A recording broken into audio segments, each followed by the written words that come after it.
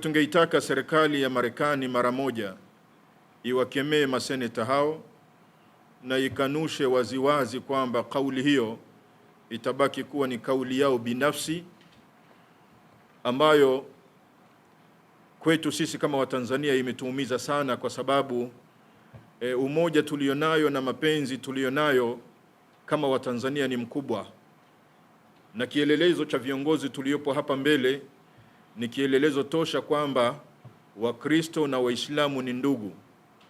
Tuna udugu wa damu, tuna udugu wa kinchi, tuna udugu wa kibinadamu, na hakuna yoyote ambaye anaweza akatutenganisha. Hakuna.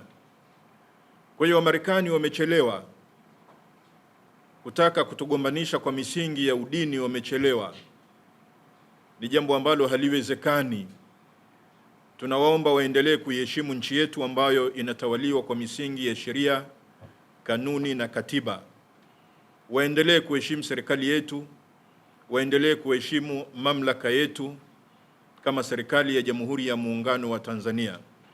Jumuiya ya Maridhiano na Amani inalitaka bunge la Marekani kukataa hoja hii ya kibaguzi ya maseneta wake baadhi, kwani haina ukweli wowote na ina lengo la kupandikiza chuki ambazo hazipo nchini kwetu. Ndugu waandishi wa habari, viongozi wa dini, pili, tunaiomba serikali ya Rais wetu Daktari Samia Suluhu Hassan ifanye mapitio ya mahusiano ya kidiplomasia na ya kinchi baina ya Tanzania na Marekani.